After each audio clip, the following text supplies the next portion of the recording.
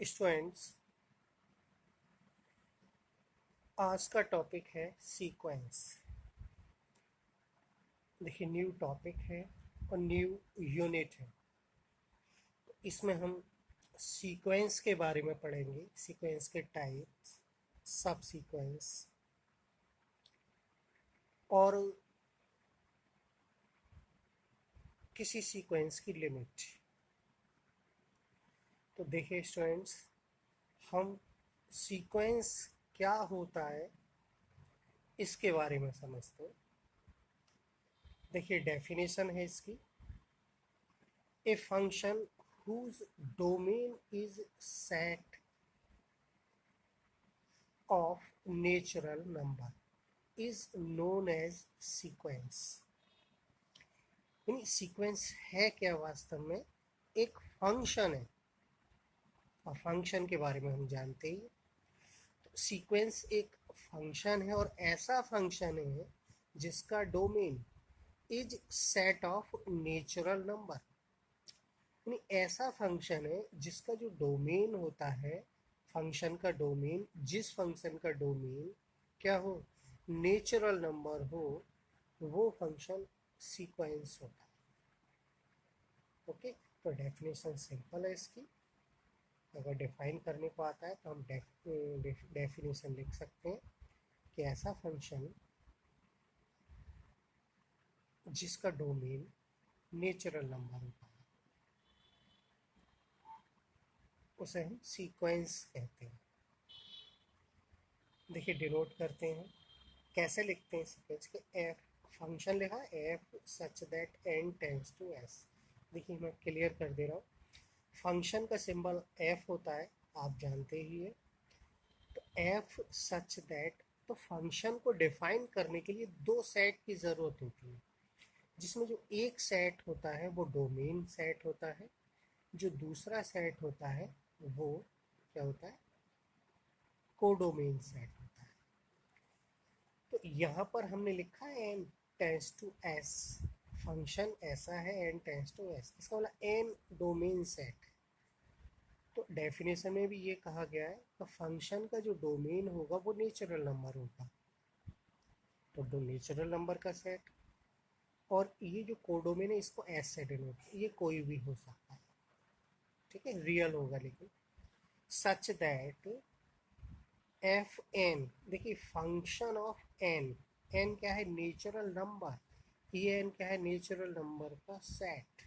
तो उस natural number के सेट में एलिमेंट्स होंगे, जैसे कि 1 2 3 4 n, n plus one, so on infinite तक। तो इसके लिए हमने यहाँ function of n is equal to x n लिखा है। ये एक्स एन क्या होती है, सीक्वेंस की nth टर्म होती है। सीक्वेंस का nवां पद होता है। ओके, तो कैसे लिखते हैं, देखिए function f is equal to n comma x n. N क्या है, डोमेन का एलिमेंट, एक्स एन क्या है, कोडोमेन का एलिमेंट, एन नेचुरल नंबर। तो अगर हम इसको एक्सपेंड करें तो एन के प्लेस पर वन लिखेंगे, क्योंकि फर्स्ट नेचुरल वन होता है। वन कॉमा यहाँ क्या आएगा, एक्स वन। ठीक ऐसे ही अगला जो एलिमेंट आएगा वो टू, टू के लिए x2 हो जाएगा। ठीक ऐसे ही सोन एन कॉमा एक्स एन, और ये कहाँ तक, इनफाइनाइट। ओके, अब सीक्वेंस को डिनोट किससे करते हैं, यहाँ लिखा गया एक्स एन, और ये सिंबल लगाते हैं दोनों साइड। तो इसको देखते ही हम पहचान जाएंगे कि ये सीक्वेंस है। एक्स एन इस सीक्वेंस का nth टर्म है, nवां पद है। और हम इसको एक्सपेंशन फॉर्म में लिखें, क्या लिखेंगे, सीक्वेंस का सिंबल और उसकी सारी टर्म्स, जैसे कि एन की फर्स्ट टर्म के लिए एन वन लिखेंगे, कॉमा टू सेकेंड के लिए लिखेंगे, जैसे थ्री के लिए एक्स थ्री होगा, और एन के लिए x n, so on infinite. Example देखें सीक्वेंस के। वन अपॉन एन एक सीक्वेंस, हम पढ़ेंगे इसे सीक्वेंस वन अपॉन एन। ये वन अपॉन एन किसकी वैल्यू है, एक्स एन की वैल्यू है, जिसको हम कहते हैं सीक्वेंस का nth टर्म है। इसको सीरीज फॉर्म में लिखते हैं, कैसे, एन के प्लेस पर 1 2 3 सो ऑन एन, फिर लास्ट में इनफाइनाइट। तो देखिए 1 लिखेंगे तो 1 आएगा, 2 लिखेंगे 1/2, 1/3 सो ऑन 1/n। ये नेट टर्म हो गया किसका, सीक्वेंस का, और सो ऑन इनफाइनाइट का। एक और हमने एग्जांपल रखा -1 की पावर है, तो एन के प्लेस पर 1 लिखेंगे तो -1 की पावर 1 यानी कि -1, -1 की पावर 2 प्लस का 1, -1 की पावर 3 फिर -1 हो जाएगा, -1 की पावर 4 प्लस का 1, सो हम चलते रहेंगे।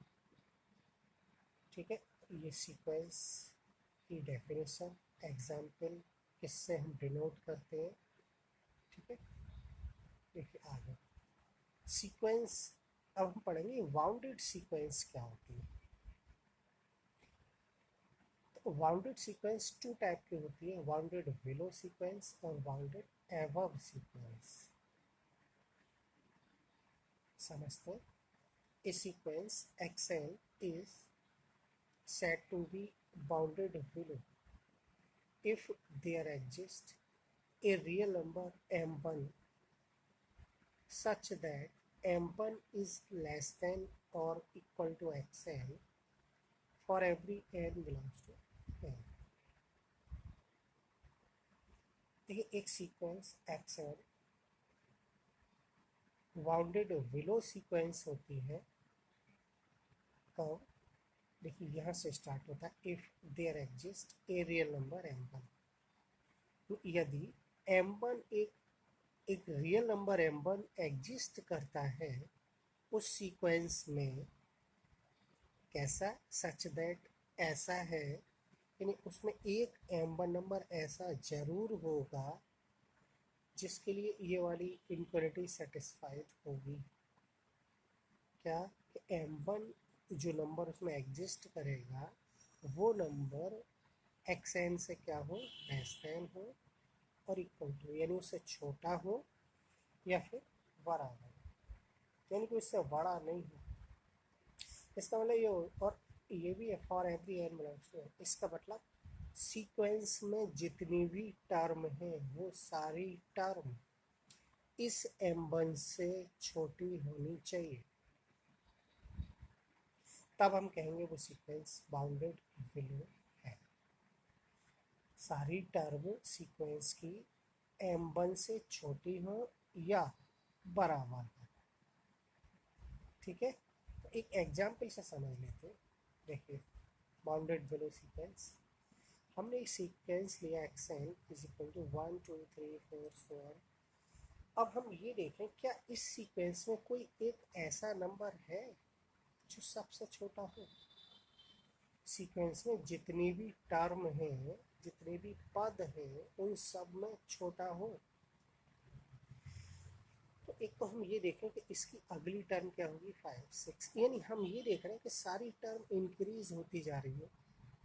तो यहाँ पर एक ये जो 1 नंबर है ये सबसे छोटा नंबर है। तो हमने यही बताया डेफिनेशन में कि एक ऐसा नंबर सीक्वेंस में एग्जिस्ट करना चाहिए, मतलब उसमें होना चाहिए है ये 1, ये सबसे छोटा है और अपने आप के बराबर। तो क्या लिखा, इज बाउंडेड बिलो, ये सीक्वेंस बाउंडेड बिलो है एज देयर एग्जिस्ट एक नंबर 1 जो कि ये है एग्जिस्ट कर रहा है, जो कि छोटा है और बराबर है किससे, xn से। xn मतलब सारे xn जितने भी हैं, ये x1 x2 x3 x4 लिखते हैं ना, for every n belongs to n। इसका मतलब ये है कि xn उन सभी n के लिए जो नेचुरल है।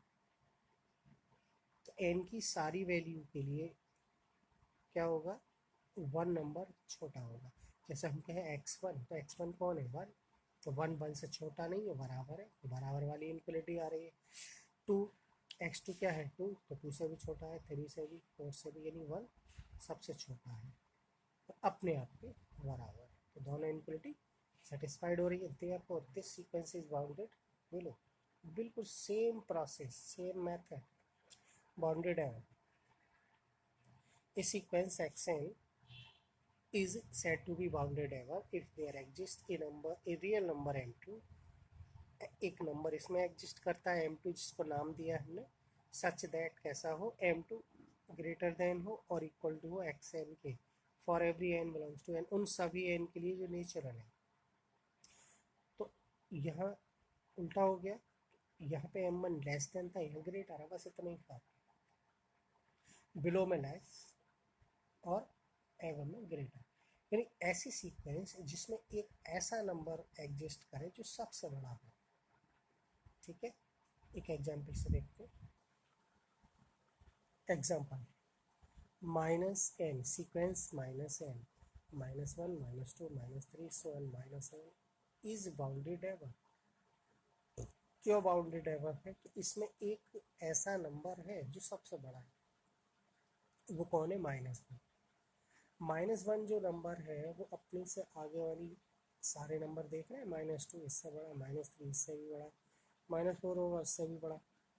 तो ऐसे ही क्लियर हो गया कि इस सीक्वेंस में -1 ऐसा नंबर है जो सबसे बड़ा है और अपने आप के बराबर है। देखिए यही लिखा है, -1 ग्रेटर देन है, सारे एक्सन है, सारे एक्सन हम क्या नहीं कह रहे, जो यह नंबर है टर्म है x1 x2 x3 x4। ठीक है, तो ये कैसा हो गया sequence? Bounded ever, bounded sequence. A sequence xn is said to be bounded sequence if there exist two real number। देखिए बाउंडेड सीक्वेंस में दो रियल नंबर चाहिए, m1 एंड m2। वो कैसे हों?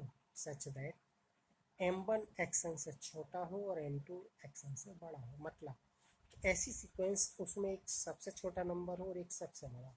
चेक करते हैं, एक सीक्वेंस लिया 1/n और हम n के प्लेस में 1 लिखें, 2 लिखें, 3 लिखें, ये आएगा, n लिखेंगे ये आएगा, और इनफाइनाइट लिखेंगे तो 1/इनफाइनाइट 0 आएगा। मतलब लास्ट टर्म सीक्वेंस की 0 होगी, फर्स्ट टर्म 1 है।